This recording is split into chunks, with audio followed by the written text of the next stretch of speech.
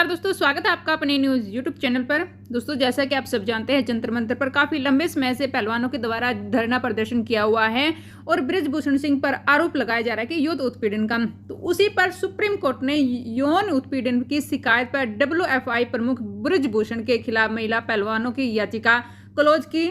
Delhi police की ओर से FIR दर्ज होने के मद्देनजर किया गया फैसला। क्या फैसला आया है सुप्रीम कोर्ट से, हम आपको इस वीडियो के माध्यम से डिटेल से बताएंगे। क्या कुछ कहा है दोस्तों, सुप्रीम कोर्ट ने गुरुवार को 3 महिला पहलवानों की ओर से दायर याचिका को क्लोज कर दिया गया है।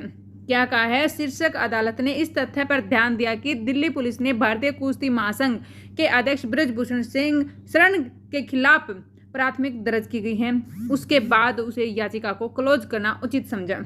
उल्लेखनीय यह है कि सिंह पर यौन उत्पीड़न का आरोप है। Chief justice of India divide Chandrachud, justice PS Narasimha और जस्टिस JB पादरीवाला की पीठ ने कहा कि याचिका में FIR दर्ज करने की मांग की गई थी और इसे दर्ज करने के साथ ही उद्देश्य पूरा हो गया।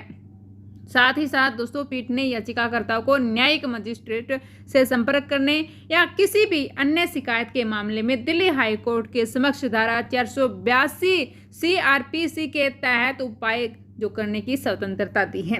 याचिकाकर्ताओं की ओर से पेश सीनियर एडवोकेट नरेंद्र हुड्डा ने सुप्रीम कोर्ट के हस्तक्षेप पर कार्रवाई करने से इनकार करने में दिल्ली पुलिस के आचरण को ध्यान में रखते हुए पीठ से जांच की निगरानी करने का अनुरोध किया।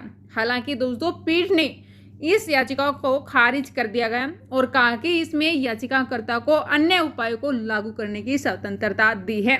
साथ ही साथ याचिकाकर्ताओं के वकील ने आग्रह भी किया कि दिल्ली पुलिस के आचरण को ध्यान में रखते हुए मैं अनुरोध करता हूं कि इस अदालत का या एक सेवानिवृत्त जज द्वारा जांच की निगरानी की जाए। एक बार इसका निस्तारण हो जाने के बाद दिल्ली पुलिस अपने पैर पीछे खींच लेगी। तो इस पर CGI ने क्या जवाब दिया दोस्तों, उन्होंने कहा है कि हमने केवल यह कहा कि हम इस सतर्क पर जो कार्रवाई है वो बंद कर रहे हैं, खुद को प्रार्थनाओं तक सीमित कर रहे हैं। हमने यह नहीं कहा कि यह निगरानी के योग्य नहीं है। यदि कोई समस्या हो तो आप मजिस्ट्रेट या दिल्ली हाई कोर्ट से संपर्क भी कर सकते हैं। साथ ही साथ दोस्तों, पीठ ने यह भी कहा है कि दिल्ली पुलिस ने 29 अप्रैल को नाबालिग शिकायतकर्ता को बयान और 3 मई को 4 अन्य के बयान दर्ज किए थे और पुलिस CRPC की धारा 164 के तहत मजिस्ट्रेट के सामने अपने बयान दर्ज करने के लिए कदम उठा रही है। आदेश में शिकायतकर्ताओं के लिए की गई सुरक्षा व्यवस्था के संबंध में पुलिस द्वारा दिए गए बयान भी दर्ज किए गए हैं। वहीं कोर्ट रूम एक्सचेंज है, जैसे कि मामला पेश हुआ है, सॉलिसिटर जनरल तुषार मेहता ने दिल्ली पुलिस की ओर से पेश करते हुए पीठ को सूचित किया कि अदालत के निर्देश के अनुसार नाबालिग शिकायतकर्ताओं के लिए सुरक्षा व्यवस्था की गई है।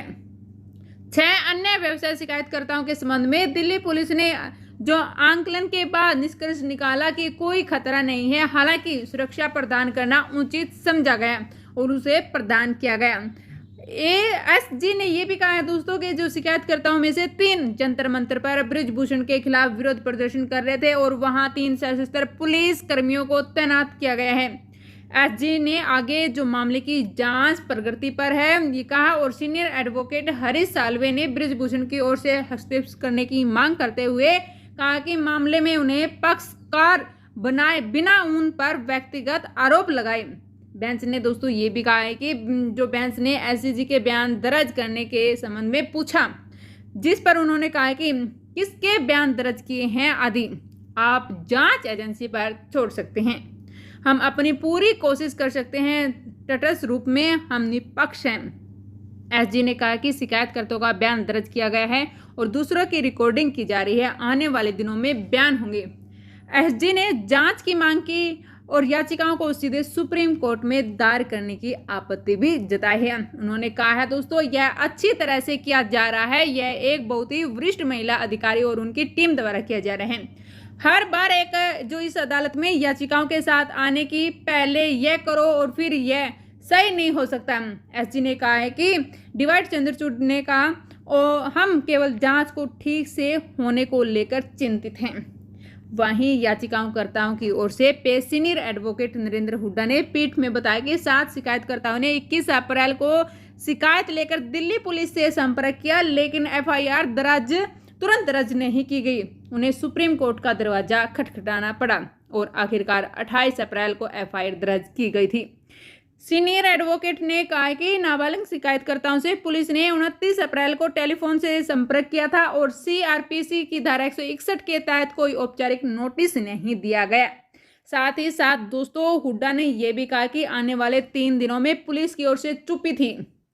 उन्हें कहा है कि कल सुप्रीम कोर्ट में एक सीलबंद हलफनामा दायर किया गया था, जिसके बाद उन्होंने अन्य शिकायतकर्ताओं का बयान दर्ज करने के लिए जो नोटिस जारी किया गया है। वरिष्ठ वकील ने कहा है कि जहां तक आरोपी का संबंध है वह एक टीवी स्टार बन गया है। हर दिन वह टीवी चैनलों में साक्षात्कार दे रहा है, वही शिकायतकर्ताओं का नाम ले रहा है और वही उन अखाड़ों का नामकरण कर रहा है।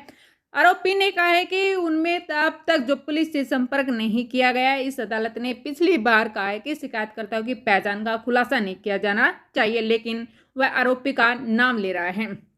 दोस्तों इस बिंदु पर सॉलिसिटर जनरल और साल्वे ने तब वृत एक्सेप्ट किया और शिकायतकर्ता को टीवी जो साक्षात्कार दे रहे हैं एसजी ने कहा कि साल्वे ने कहा कि शिकायतकर्ता धरना पर बैठे हैं, वहीं बात करेंगे हम याचिकाकर्ता के वकील ने जो कल रात प्रदर्शन स्थल में पुलिस जो दिल्ली पुलिस थी और पहलवानों के बीच जो हाथापाई हुई है उसके बारे में मीडिया में आई खबरों का भी हवाला दिया है। जवाब में एसजी ने कहा कि एक विशेष दल के 2 राजनीतिक नेताओं बिस्तर लेकर वहां गए थे, जिसमें पुलिस ने रोकने की कोशिश की और इससे हाथापाई होगी। एसजी ने अपनी रिपोर्ट का भी खंडन किया और पुलिसकर्मी नशे में थे। पीठ ने याचिकाओं के वकील से कहा कि याचिका अनिवार्य रूप से एफआईआर दर्ज करने के लिए दायर की गई थी और अन्य मुद्दे से दायर से बाहर है। पिछली सुनवाई में दिल्ली पुलिस ने सुप्रीम कोर्ट से कहा था कि दोस्तों वह महिला पहलवानों की शिकायत पर भाजपा सांसद WFI अध्यक्ष सिंह के खिलाफ एफआईआर दर्ज करेगी। बाद में उसके खिलाफ 2 एफआईआर दर्ज की गई, एक पोक्सो अधिनियम के तहत एक नाबालिग पहलवान के आरोप पर और दूसरी अन्य महिला पहलवान की शिकायत के आधार पर। पिछले जो हफ्ते दिल्ली पुलिस द्वारा एफआईआर दर्ज करने के फैसले के बारे में सॉलिसिटर जनरल का बयान दर्ज करते हुए सीजीआई की अगुवाई वाले बेंच ने शिकायतकर्ता को सुरक्षा सुनिश्चित करने के निर्देश भी जारी किए गए हैं। दोस्तों ये था सुप्रीम कोर्ट का जो पूरा केस लड़ा था, ये था। और हम आशा करते हैं दोस्तों जल्द से जल्द जो हमारे पहलवानों को जो महिला पहलवानों के साथ यौन उत्पीड़न किया गया है बृजभूषण सिंह के द्वारा, तो उनको कड़ी से कड़ी सजा दी जाए और हमारे पहलवान महिला को न्याय दिया जाए जो इतना संघर्ष करते हैं, जो ये कहें कि भारत की शान के लिए वे पहलवानी करते हैं, गौरव से लड़ते हैं। अब तो किसान और पहलवान एक साथ एकजुट हो चुके हैं। धन्यवाद।